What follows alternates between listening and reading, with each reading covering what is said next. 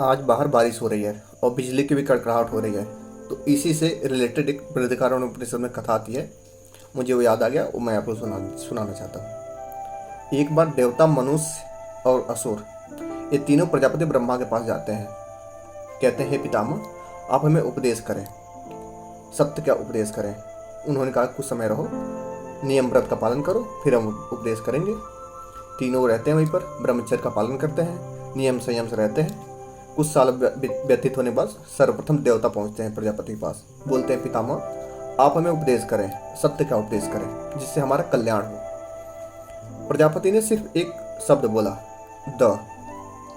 देवताओं ने सोचा कि हम स्वर्ग में रहते हैं, वहाँ धन ऐश्वर्य सभी चीज़ की कोई कमी नहीं है, हर चीज़ की अधिकता है, भोग विलास की अधिकता है, हम लोग दिन रात भोग विलास में रहते हैं।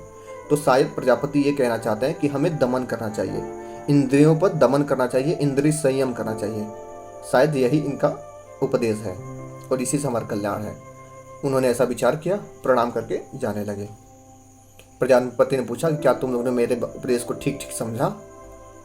उन्होंने कहा, हाँ। बोले, क्या समझा। उन्होंने बताया कि हम इंद्रिय दमन से मेरा कल्याण होगा, इंद्रिय दमन से ही हमारा कल्याण होगा, ऐसा आपका उपदेश है। प्रजापति ने कहा, बिल्कुल ठीक समझे हो। फिर मनुष्य आते हैं, वो भी वही आग्रह करते हैं कि हे प्रभु, आप हमें उपदेश करें, जिससे कि हमारा कल्याण हो सके। प्रजापति ने फिर वही द शब्द बोला, द। मनुष्य ने सोचा कि हर मनुष्य धन उपार्जन और धन संग्रह में दिन रात लगा रहता है, जन्म से मृत्यु पर्यंत तक सिर्फ एक ही काम करता है, अधिक से अधिक कार्य करता है कि वो धन उपार्जन और धन संग्रह। तो प्रजापति उस मनुष्य ने ऐसा विचार किया, प्रजापति कहना चाहते हैं कि हमें दान करना चाहिए, संग्रह के साथ साथ हमें दान करना चाहिए, उसी से हमारा कल्याण होगा। उन्होंने प्रणाम करके वो जाने लगे। प्रजापति ने पूछा, क्या मनुष्य, क्या तुम मेरी बातों को ठीक ठीक समझे। उन्होंने कहा, हाँ, हमने समझा कि दान करने से हमारा कल्याण होगा। फिर असुर आते हैं, उन्होंने भी वही प्रार्थना की, हे पितामह, आप हमें उपदेश करें, जिससे हमारा कल्याण हो। उन्होंने फिर वही शब्द कहा, द। असुरों ने विचार किया कि हम लोग हमेशा हिंसा वृत्ति में लगे रहते हैं, हमेशा कष्ट देने का कार्य करते हैं, तो परम पिता परमात्मा हमें ये कहना चाहते हैं कि हमें दया करनी चाहिए।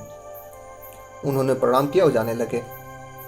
प्रजापति ने उनको बुलाकर कहा, क्या तुमने ठीक ठीक समझा जो मैंने समझाया। उन्होंने कहा, हाँ पितामह, आप कह रहे हैं कि हमें दया करनी चाहिए, इसी से हमारा कल्याण होगा। उन्होंने कहा कि तुम तीनों ने ठीक ठीक समझा। अब यहाँ देवता, मनुष्य और असुर का अर्थ, वही जो सतोगुणी है वो देवता है, जो रजोगुणी प्रधान व्यक्ति है वो मनुष्य है, और जो तमोगुणी है, जो हिंसा वृत्ति वाला है, वो असुर है।